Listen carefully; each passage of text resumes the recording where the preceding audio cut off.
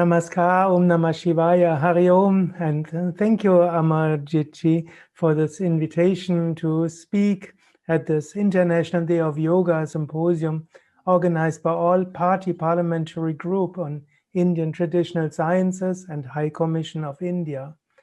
I'm deeply touched to hear that such an all-party parliamentary group on Indian traditional sciences exists in the UK and has existed since 2014. And I'm also very happy to hear that there are efforts to establish similar groups in other countries like the Czech Republic. Germany is in deep need for something like this. So it's so wonderful to hear about the efforts there. It's wonderful to listen to all the speakers here, members of parliament and High Commissioner of Sri Lanka, and highly esteemed speakers and teachers. So it's a wonderful symposium. And it's also wonderful to hear you, Amarjitji, speak and see the efforts of APPG, all this enthusiasm about the need to get yoga, Ayurveda, and other traditional Indian sciences recognized by the government, and to establish training and practicing standards, and to involve parliamentarians in these efforts.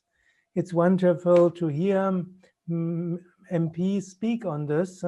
I'm sure in Germany there will also be parliamentarians who speak about what they had for experience with Ayurveda and yoga, but so far they keep their experience a little more hidden, only speak in a personal level, but not publicly.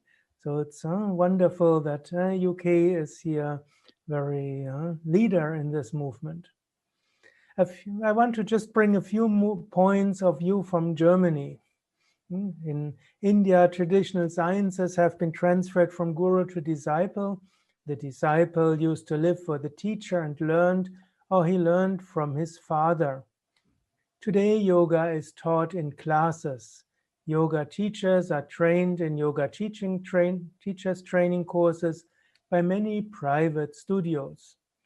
In Germany, we have several yoga teachers associations and federations who try to establish high standards.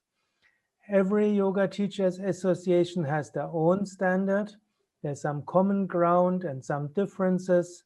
And unfortunately, so far it has not been able, it wasn't possible to get them together. And so you have some yoga schools who have very little standard, others have higher standards. On those who seek recognition by one of the teachers' associations, typically they have higher standards. Now in Germany, yoga is recognized as a discipline of prevention by German social security system. Yoga courses can be reimbursed by public health insurance. That's a very good thing in Germany, which makes that many who would not be capable of paying for yoga courses come to take yoga. And also it gives some recognition for it. And the public health insurance system sets standards for yoga teachers training courses. There are advantages and disadvantages for this to have a governmental institution set standards. An advantage is the standards are high in terms of number of lessons and scientific guidance and standards. A disadvantage in the German model was that these standards have been established without consultation of any yoga teachers association. In fact, the scientific advisors have especially been asked not to talk to any of the yoga associations, which was a little bit strange. And so something came out, which in the end is a good way, a good standard.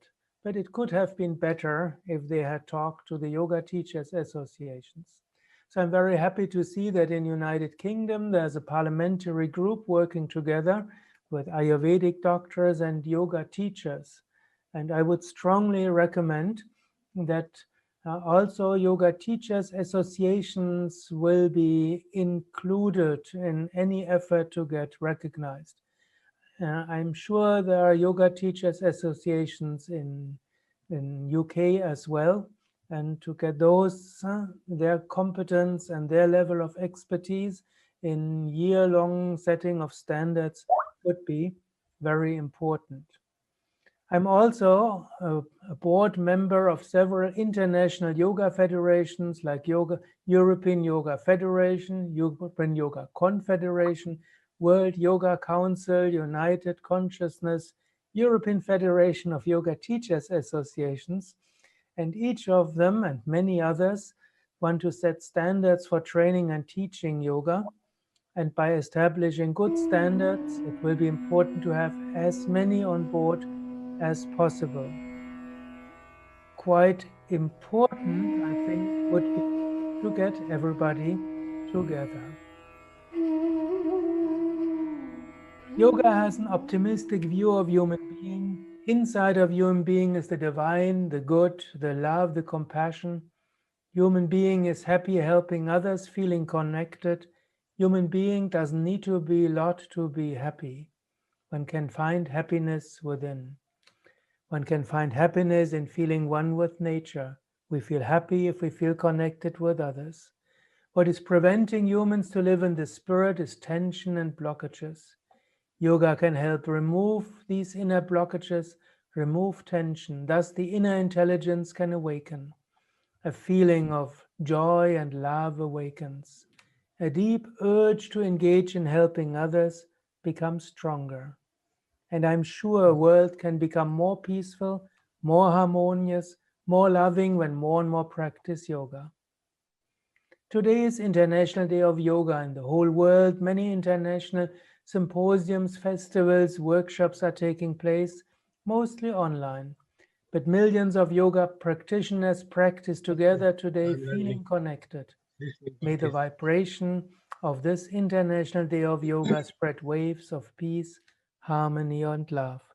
Let us all commit ourselves to spreading yoga from a spirit of unity for a spirit of unity.